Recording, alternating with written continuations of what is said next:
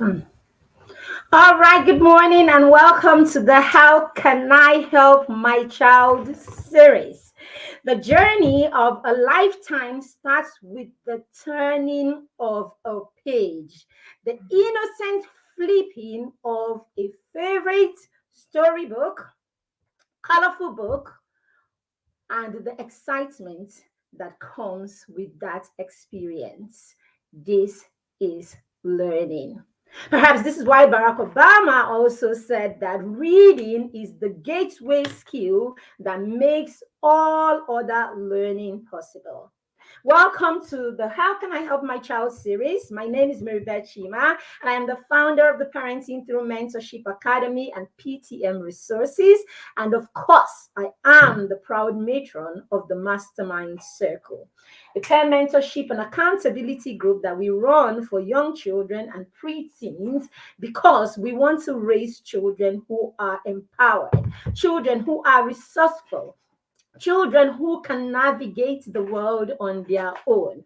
We want to birth children that would birth the adults that are wholesome because the child is the parents of the adults that they will become.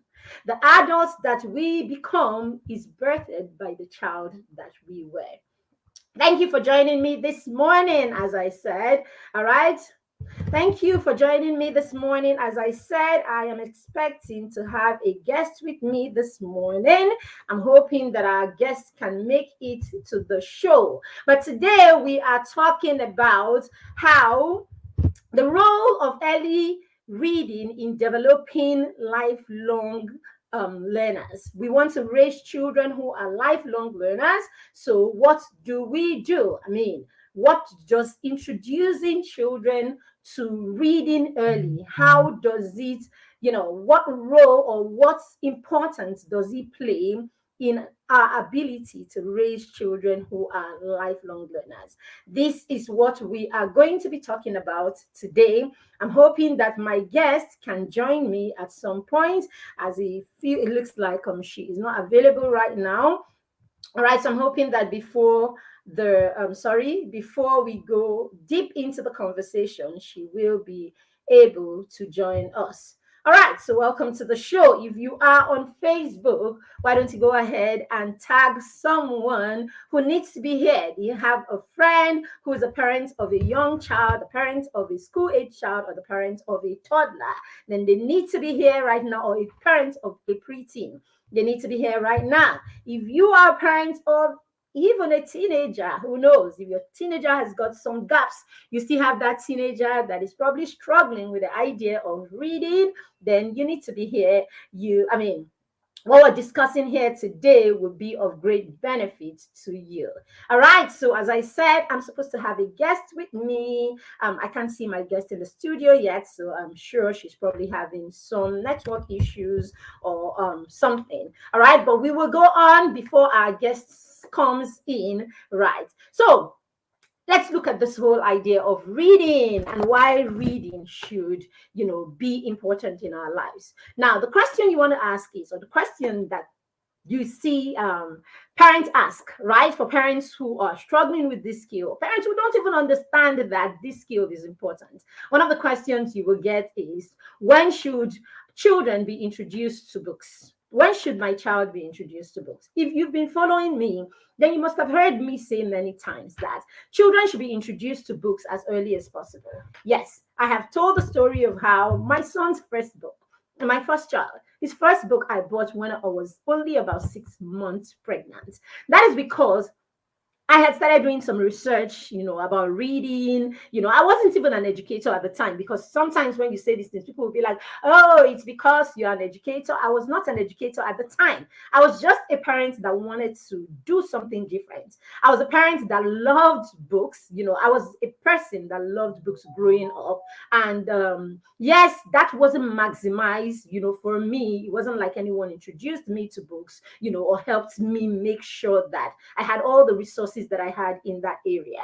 But somehow, unknowingly, my father did, something in that area. He would come back from work, he would give me his newspaper and ask me to look for the article he actually did something, probably not very early, but at some point, I remember when I was about 8, thereabouts, he would come back from work and he will actually hand me his newspaper and, tell me the article he wants me to read, and I'll read aloud to him, and all of that. It was a good bonding time for us. It was time for him to make corrections when I made mistakes with my pronunciation or with um, tough words, and all of that. So it was a good opportunity, to bond with him and to learn, a few things from him. Sometimes he would try to throw some more light to the article that I have read to him, and that got me interested, of course, in things that are, for adult audience, and things like that. But they were not, I mean, it was the news, so it wasn't like it was not appropriate for me. All right. And then I remember those times on his way back from work, he would actually bring me Eze Goes to School. I remember Eze Goes to School and one of those small, small literature back then. It was my dad that actually brought them back from work and handed them to me, like read, and all that. So yes, he actually did something, there. All right. So when I mean, and again, as I grew up at different points in my life, right, where I mean, tough times in my life, book was the solace that I had at different points in my life. That I was going through one thing, the other. The challenge of growing up as a teenager, the challenge of being away from home, and other experiences that I had growing up. I remembered that books was always what I turned to at the times where, I felt lonely or out of place and all of that. So yes, so somehow I understood that books can actually be, a good place to be. And of course, I learned a lot on my own just reading books. And so I wanted to give that to the children, and so I was looking at that whole, how can I make this skill happen in my parenting? And of course, I stumbled, on the fact that children, even while still as fetus, could actually hear you at some stage in your pregnancy. And so you could start reading, you can start playing the right kind of music. Studies has shown that parents who played rich music to their children, children like that grew up inclined to, good music, classical music, and all of that. So yes, yes, yes, the first and the best time really to introduce books to your children is from day one, as early as possible. Very, very key. This is a very important part of your journey as a parent, that you introduce your children to books, reading books, and understanding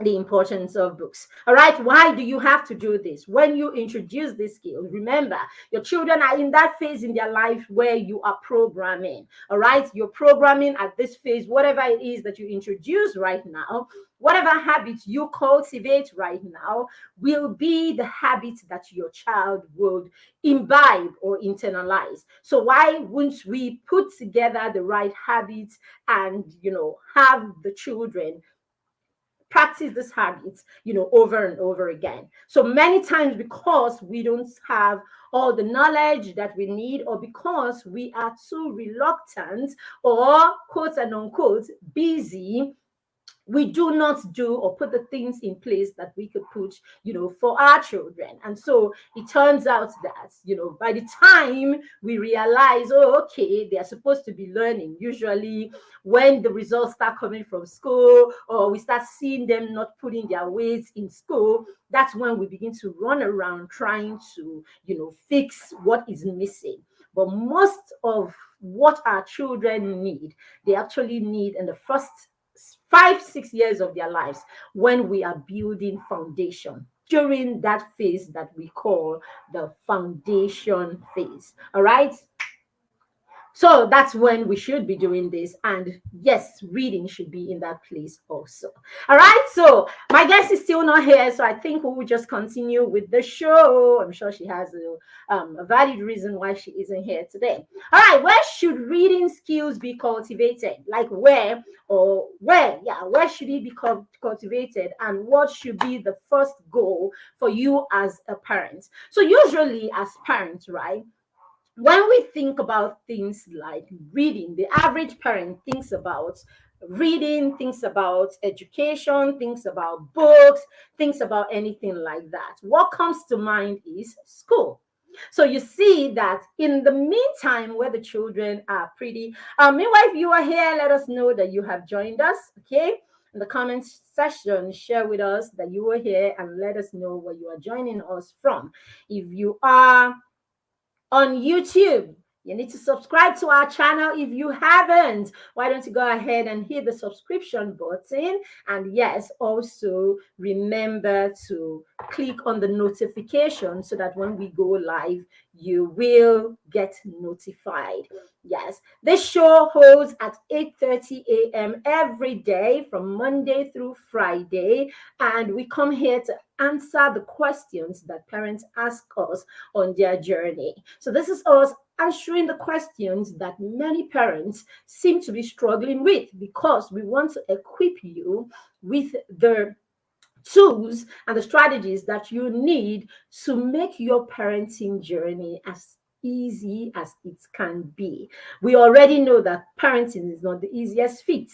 So on that journey, we need tools. On that journey, we need support. On that journey, we need the right strategy. So yes, if you are a parent, then you need strategies. And of course, if you are raising young children and preteens, what we do here will equip you and will make your journey effective. All right, then. So, yes, at what point, right, where should these skills be? Where should the skill be cultivated, and what should be our goal? As I said, a lot of times parents, okay, I think my guest just got into the studio. So, let's see what we can do. Uh, Okay, let me see if I can. Kosi, can you hear me? I'm going to bring you on stage right now if you can hear me. So I hope you are ready. Okay, so my guest is quite busy this morning. She's actually on transit right now, I think. And so, Kosi, are you there? Can you hear me? I can hear you. Can you hear me? Yes, I can, very loud and clear. Okay.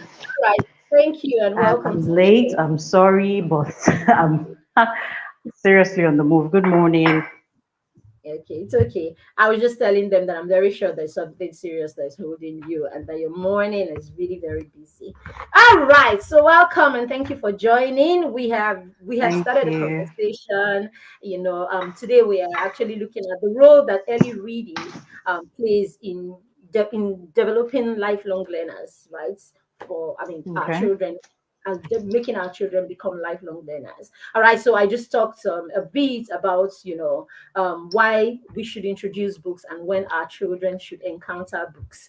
All right, and of course, from the beginning, that's why I said from the beginning, as early as possible, our children should encounter books.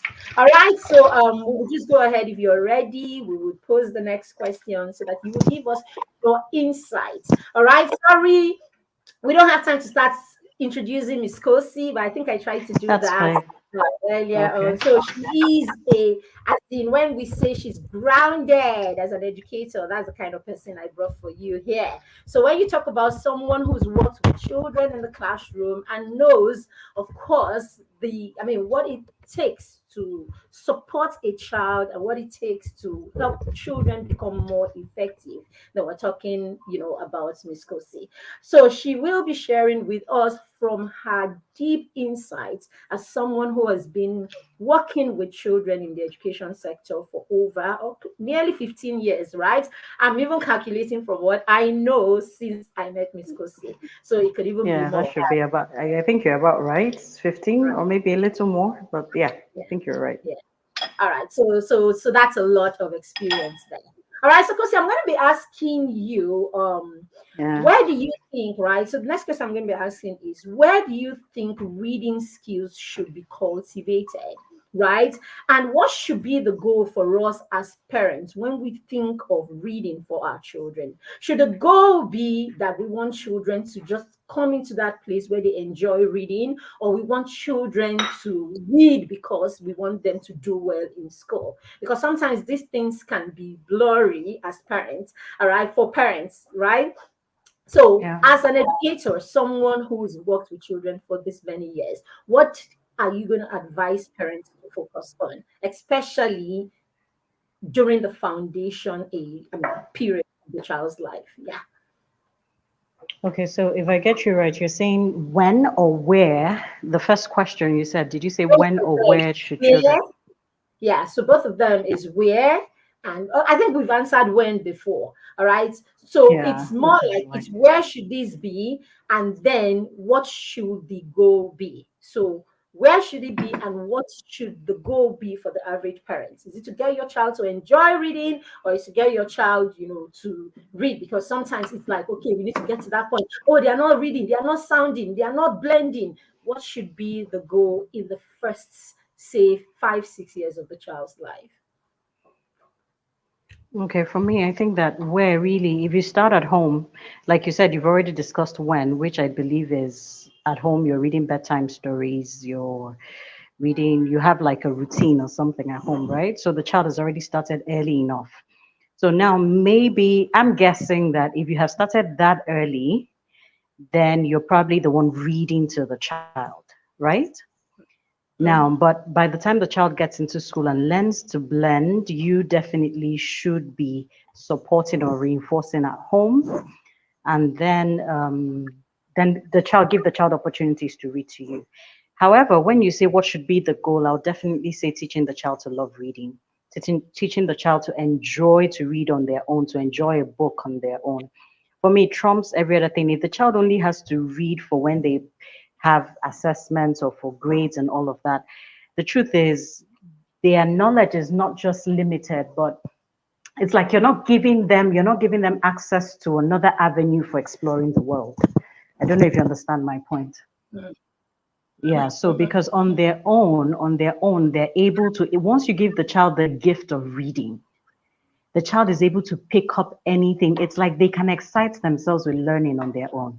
Learning is moving and is moving very quickly from the brick and mortar classroom, and it's moving to personalized learning. Children are supposed to be able to sit on their own and learn, right? So if you don't equip them with the Mhm. natural desire to learn or to research or to enjoy reading, you're robbing them already of that's of what they need, the skills they need or they would require to face a world where people sit and learn on their own. So yeah, that's my take. So the goal should be a love for reading, a love for learning, a love for acquiring knowledge and all of that. That should be the goal. All right. Thank you very much, Ms. Kosi. So this show is a very short show. It is our morning tonic. That's what we call it. So it's usually a 15 to 30 minutes show. If you are here, please send a shout out and let us know where you are joining us from. You're watching on YouTube and you haven't subscribed to our YouTube channel. Why don't you go ahead and hit that subscription button right away? We are talking about why our children should cultivate the habit of reading early and how this would actually make them lifelong learners. All right. So, Ms. Kosi, let's talk about for the children. You meet all kinds of children from different backgrounds, and all of that, all kinds of children who have been introduced to different kinds of skills and all that. Now, what would you say when you have, I mean, what is the difference you see with a child that has, I mean, that you can tell has been introduced to books at home, gets a lot of bedtime stories and all other kind of stories, and a child that their parents probably too busy and hasn't quite, allowed the child to encounter books because, of course, oh, the child is going to go to school at 3. So when he goes to school, he will learn in school and all of that. So what difference, right, do you see in these two, kinds of children? What disparity do you see, and how does that like help, in their learning? Okay, I'll definitely say, as we were talking, I was trying to think and picture because, like you said, sitting in the classroom, you can easily tell it's almost like there's a line of divide. You can see the children on this side who just pick it up like that, and you can see the ones on this side that it's like you're pulling teeth, like, right? Or they Mm-hmm. will just do the bare minimum, what they need to get by for that particular lesson. However, what I would say is that the very first thing I observe is interest. So those that have already been reading, you see that interest. You see that it's not difficult to get them engaged. You understand? It's not Mm-hmm. difficult to get them. You maybe you're saying we're doing. There's just it's like there's a readiness, Mm-hmm. right? There's an immediate readiness for whatever it is you're saying. So the child is ready, the child is prepared mentally, emotionally, everything. The child is just ready, and their assimilation is a lot faster. That's one of the first thing I've noticed. And then you notice that for children who are already there, when you're talking about deeper thinking skills and comprehension, you're talking about questions that go deeper in reasoning and all of them, in all of that, you notice that those children are able to think deeper. Many of the other kids will only, most of the other kids I notice when they're dealing with a comprehension passage, for instance, may have this thing where you ask them a question and it's kind of applied, and they're telling you, oh, but I can't see the answer in the passage. You know, this thing that they tell them, go back to the comprehension passage, the answer is there. So they're used to just those low level order thinking questions. You understand? Who went to the park? They just go up, pick the name. Now, but you tend to have a better and a higher response with the kids who are used to reading, who have been reading. They just have deeper comprehension skills. That's one of the things.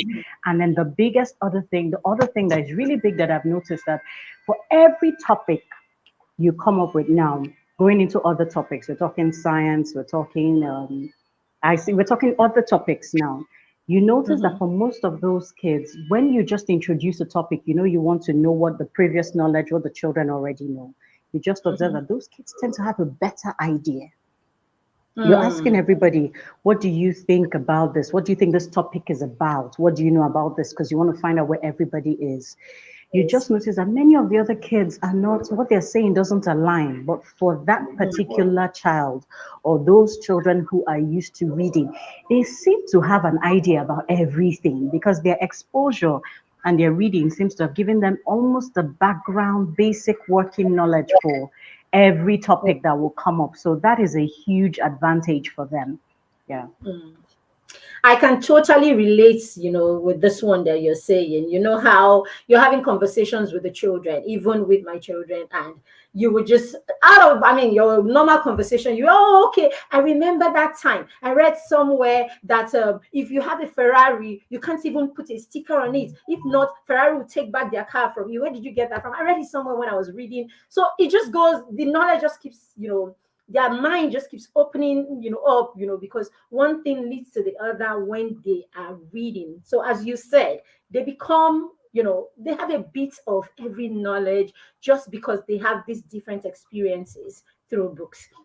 Thank you so much. So the next question I'm going to be asking you, we'll let you go in the next 3 minutes. All right, because I know you have something for 9 o'clock. All right, so the next question I would be asking is, even for your older kids, for older kids, I know you work with children young and then even older primary kids, maybe. Yes. So what do you think is the correlation between a child who reads books and a child's studying habits?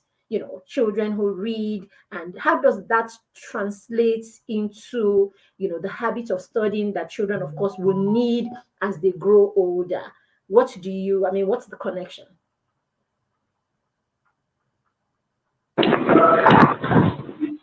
Hello, can you hear me? Okay, yeah. So the truth is that once a child has developed a reading habit, then it's almost like you find that they can read anything. They can read almost anything, right? Because they enjoy reading, and sometimes it's like when they are bored, they're looking for something. I used to know somebody, a cousin actually. So she's about my age mate, about my same class as me, Background very and noisy. Anyways. oh yeah, I'm I'm trying to get out of the house because I'm just about to get out of the house. Sorry. So I knew somebody, a cousin of mine, and she reads a lot. Like, right? Come on, lock the door for me, please. She reads a lot, and to the extent that if there's nothing to read, if she's like done with all the books she has to read, she'll sit down with a dictionary and just start reading the words and their meanings. Mhm.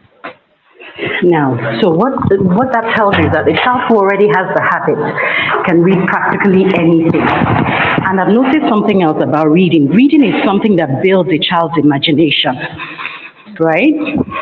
Yeah. Okay, reading builds a child's imagination.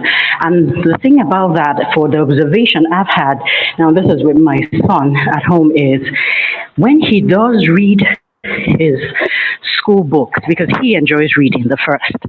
So when he does read his school book or his schoolwork, what you see is he says to me that he imagines it like he's able to take what he's reading, which is supposed to be academic, and form a picture story. Like his mode of encoding the knowledge is just as if he were reading a storybook, right? So it's pretty much. Please, can you turn off the radio for a bit? Okay, so it's almost as if he's reading a storybook. So he's able to encode deeper. He's able to encode knowledge deeper and in such a way that he understands because he's already used to reading. So that's one of the observations I've had because they're just able to read anything. They enjoy reading. They enjoy learning. They're not reading just because they are forced to read.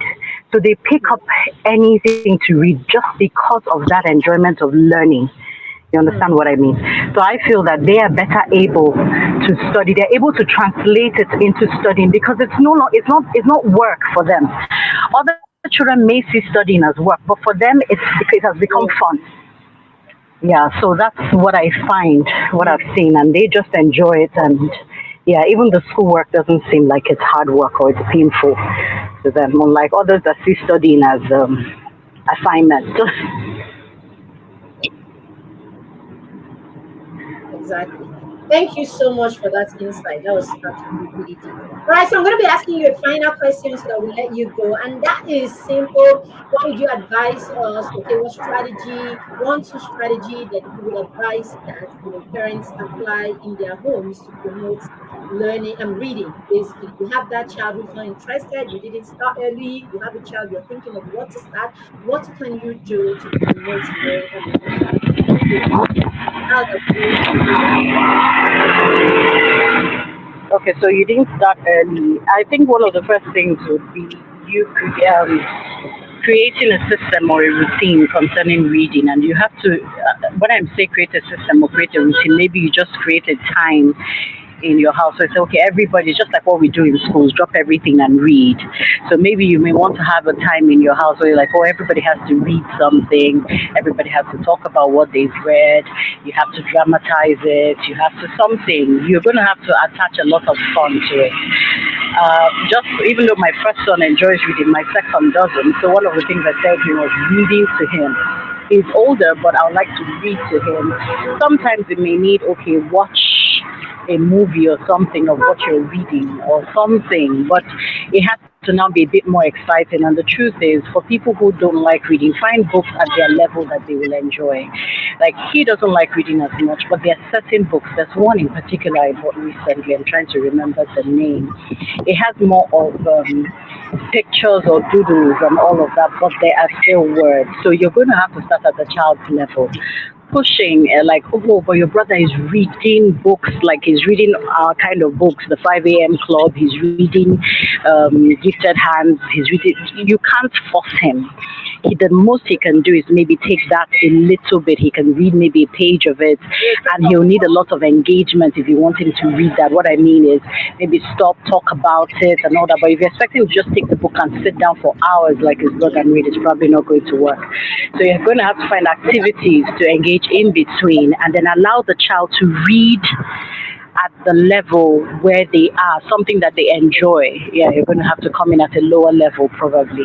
That's what I would say. All right, thank you so much, Ms. Kosi. I think we can let you go because you were trying to rest. Thank you so much for being here today. You're welcome. You're welcome. I'm glad I was able to make it. I'm sorry for. All right then. So thank you. So that's it. Miss Kosi was here to share with us why reading is very important, and there's nothing she said here that we've not talked about. Even though she's thrown light into this from the perspective of an educator and someone who works with the children in the classroom. See, there is no, sometimes you meet parents and they will actually boldly say to you, like with some level of I don't know what is shiny. I don't know. I beg, I don't buy books. My children don't like books. Like, really, they're not, it's not an option. It is something that we must work as parents to help our children love. Now, this is why we do the 30 days reading challenge every year. The 30 days reading challenge is a challenge that we have from the 1st of August to the 30th of August. The goal is to introduce fun activities. You heard her before she left. What you want to do, the strategy to help children read, one of the strongest strategy to help children read is to get them to do activities that promotes learning, that promotes reading, that motivates them. Now, this also works for your readers because there are levels, even in this reading, even for your child who is ready to pick a book. There are levels. And do you know that your child can actually pick a book and start reading? And after a while, if that habit is not honed, if resources are not provided, if there's no excitement to read, other things that are quote and unquote more exciting and give the child the sense of enjoyment, okay, will come and knock that habit out of the way.